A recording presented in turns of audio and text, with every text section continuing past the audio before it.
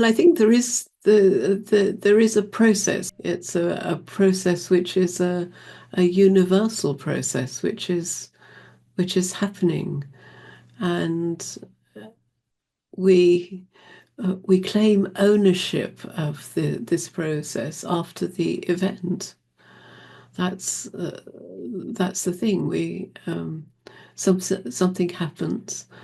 Um, we we open the door and we say, "I opened the door," but we're, we're claiming that action after it's happened.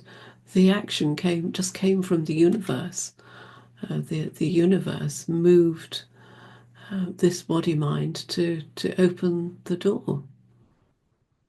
Everything is patterns, is universal patterns, all interlocking. So it's only mind that separates out those patterns as some belonging to one individual, some belonging to another individual, different body minds, some belonging to animal body minds, and so on. It's mind that creates that separation, but we are not any of those body minds, so we're not any single one of them. We are, in a sense, all of them. We are everything. We're everything we perceive. But also, what's important is that there's more to this reality, this background of awareness than just perceptions.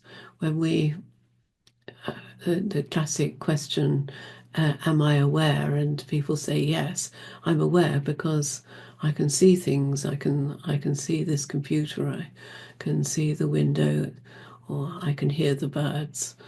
So I'm aware of things. But what they typically neglect is the fact that awareness can exist without any perceptions arising in it.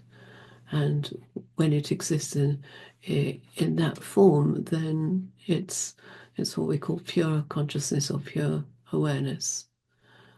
And that's ultimately what we are. And it's on that blank canvas that all the story of our lives, all the happenings in the lives of these body minds occurs.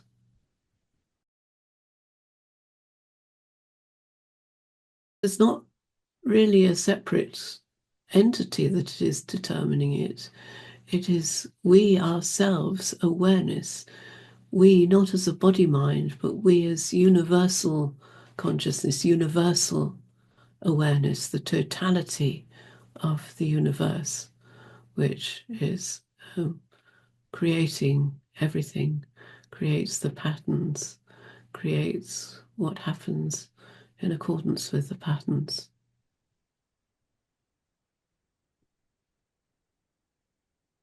So there is freedom, but there is freedom not for a body mind, only freedom for the one consciousness, what we essentially are.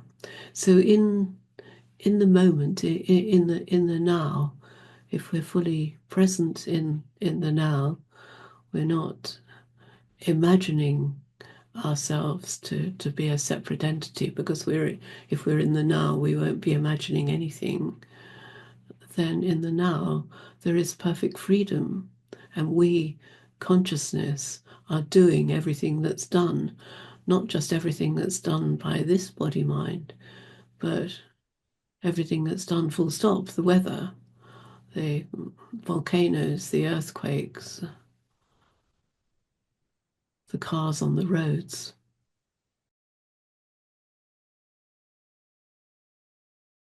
Well, the body mind Yeah. itself is limited in its range of operation. Um, the body mind has a form in space. The body-mind exists in time, but the body-mind isn't real in the sense that what is real is what gives rise to that body-mind, um, to that experience of a body-mind, and that's consciousness itself. So in a sense, even the body-mind is a creation. The body is a creation of mind, and mind is a creation of consciousness.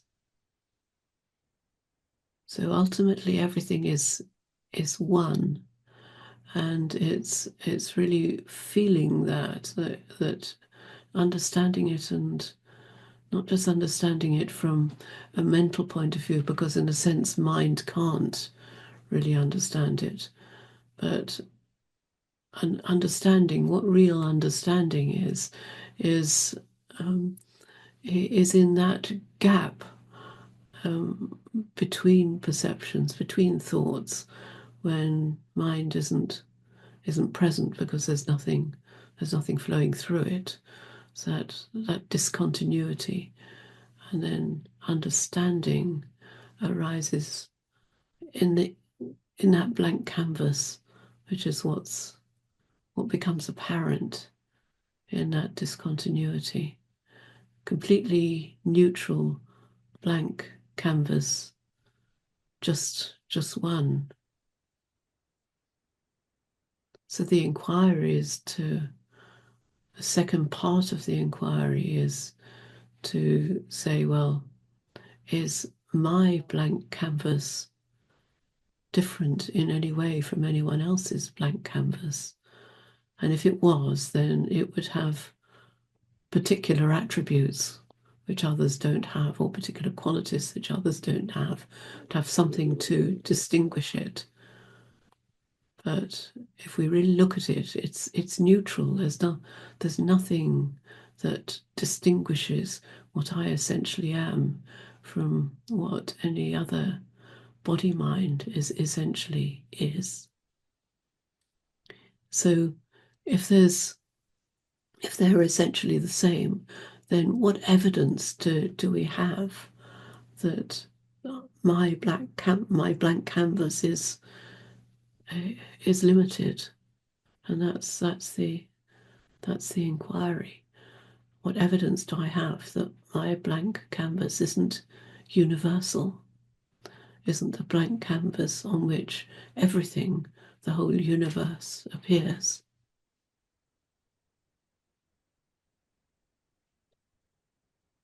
And we can't find any conclusive evidence.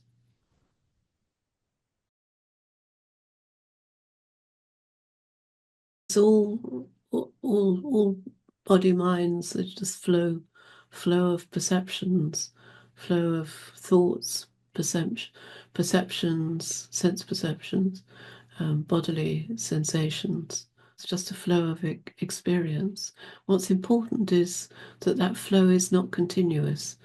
There are there are gaps in it, and there are discontinuities in it. And it's those discontinuities that are important, because it's those discontinuities that reveal that blank canvas which is underneath, which is that on which everything flows.